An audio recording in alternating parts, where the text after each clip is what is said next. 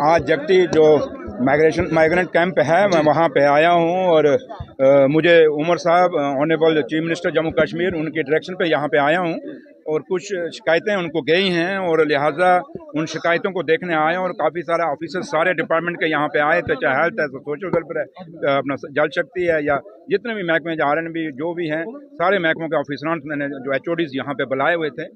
और relief commissioner साहब ने अपना एक जो यहाँ में जो उनको ज़रूरतें हैं उन्होंने अपना पॉइंट रखे हैं और जो यहाँ की माइग्रेंट कमेटी है जो जगती की ओवरऑल जो पूरे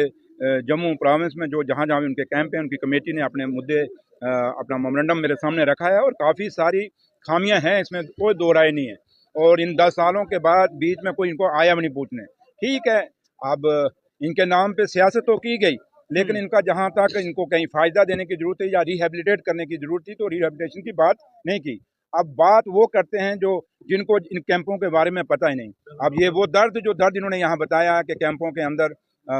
रिपेयर रेनोवेशन टाइमली नहीं हो रही, पानी की प्रॉब्लम है, हॉस्पिटल के अंदर प्रॉब्लम है और पेंशनों के बारे में प्रॉब्लम है और सबसे बड़ी प्रॉब्लम इनकी जो थी वो है कि ये जो फिक्रमंद हैं कि जो आने वाली नस्ल है जो आज में इनका यूथ है और कुछ यूथ जो ओवर एज हो गया उनका कहीं नौकरियों के लिए नहीं, कुछ नहीं है और घर भी नहीं है, एक कमरे के अंदर 10-10 बंदे रह रहे हैं। तो काफ़ी सारी चीज़ें इन्होंने अपनी मुझे बताई हैं और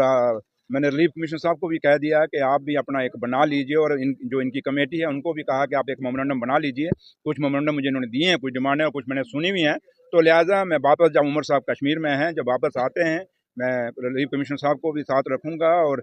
कोशिश करूँगा कि इनकी कमेटी से भी कुछ लोग हो जाएँ जिससे हम उमर साहब को एक जो मैंने देखा, जो महसूस किया और जो फील किया वो चीज़ें उनके सामने पेश कर सकूं और इनको मैंने यकीन दिलाया है कि ये सरकार आपकी चुनी हुई सरकार है, ये लोगों की चुनी हुई सरकार है। हम लोग कोई अपॉइंटेड या नॉमिनेटेड नहीं है, हमें लोगों ने चुन के भेजा है और इनके सवाल जायज़ हैं और इनको गुस्सा भी है, इनका गुस्सा भी हमने देखा है तो लिहाजा इनका गुस्सा भी जायज़ है। बट दुख इनके अंदर है कि ये चाहते हैं कि हम अपने घरों में वापस जाएँ, बट जब तक यहाँ पे हैं जो इनको सहूलतें मिलनी चाहिए, जो आईनी राइट इनके हैं, जो हकूक हैं वो हकूक इनको मिलने चाहिए। तो लिहाजा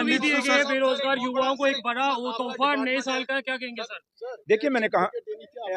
कहा कि जहाँ तक ताल्लुक है मैंने आपको सारी चीज़ें बता दी और आज 2024 है, ये आज ख़त्म हो जाएगा शाम को और कल सुबह एक नया सवेरा होगा, एक नया साल चढ़ेगा। वो उसके लिए इन सबको मुबारकबाद देंगे और माँ वैष्णो देवी के आगे यही दुआ करूँगी कि माँ जब अगला साल जब चढ़े तो इन नौजवानों की आंखों में, चाहे वो कश्मीरी माइग्रेंट जो नौजवान हैं, चाहे वो जम्मू कश्मीर का कोई भी नौजवान है जो आज 10 सालों से बेरोजगारी के कारण कहीं ना कहीं खजल हो रहा है, उन नौजवानों की माँ मेरी मनोकामना पूरी करे, उन लोगों को रोजगार मिले और जम्मू कश्मीर में एक शांति आए और जम्मू कश्मीर दोबारा से स्टेट बने और जम्मू कश्मीर को अपना खोया हुआ स्टेटस दोबारा मिले। Thank you. कश्मीरी पंडितों को उमर सरकार से बहुत उम्मीदें हैं, कब तक इसकी दरबासी होगी? मैंने कहा ना अभी हमें 2.25 महीने हुए भैया, तो लिहाजा आज इनकी हमने बातें सुनी हैं और बातें जो सुनी हैं उनकी बातों को